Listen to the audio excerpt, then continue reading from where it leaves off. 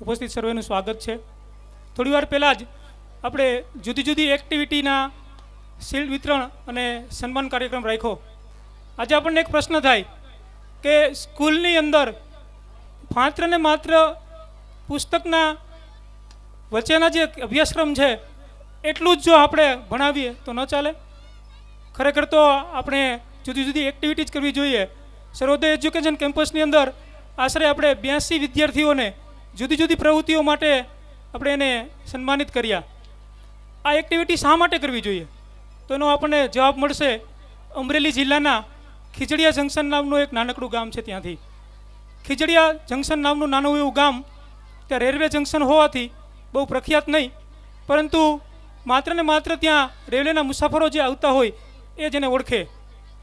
એક દિવસ મહાશિવરાત્રિના મેળા પર અમરેલીના 2 યુવાન શિક્ષકો ખીજડીયા જંકશને ત્યાં ચા પીવા માટે ઉતરે છે।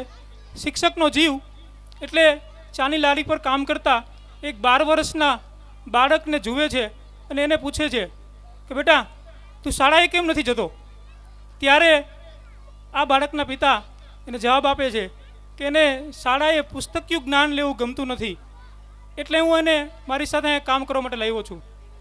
પરંતુ જ્યારે આ બાળકને પૂછવામાં આવે છે કે તને શાળાએ જવું ગમતું નથી તો તને ગમે છે શું, ત્યારે આ બાળક જવાબ આપે છે કે મને ચિત્રકામ ગમે છે।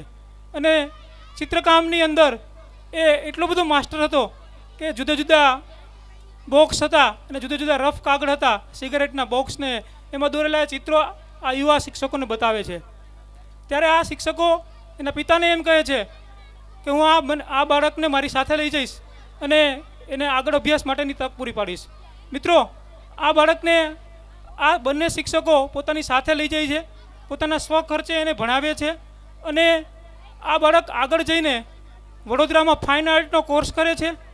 ફાઇન આર્ટનો કોર્સ કર્યા પછી વધુ માટે પોતાના જ રસ અને રુચિનું ક્ષેત્ર હતું તેમાં તે આગળ વધે છે અને આગળ જતાં તે આર.કે. લક્ષ્મણની જે કાર્ટૂન વિધ છે એને કાર્ટૂનની અંદર વાઘલે કી દુનિયાની કાર્ટૂનની સિરીઝ કરે છે। આ બાળક એટલાથી સંતોષ ન થતા જે બાળકને સાથે કામ કરવામાં મહાનાયક અમિતાભ બચ્ચન પણ ગૌરવ અનુભવે છે, એ હાલમાં ફ્રાન્સમાં રહે છે અને ખીજડીયાનો આ બાળક એટલે નલિન કુમાર પંડ્યા, અને જેને આખી દુનિયા આખું વિશ્વ પાન નલિનના નામથી ઓળખે છે, એ બાળકને માત્ર એટલું વિચારો કે જો એને માત્ર પુસ્તકીય જ્ઞાનમાં રાખ્યો હોત અને એને જો ચિત્રકામનું યોગ્ય વાતાવરણ ન મળ્યું હોત તો શું આ બાળક અત્યારે વિશ્વની ફલક પર પ્રખ્યાત હોત? કદાચ ન હોત।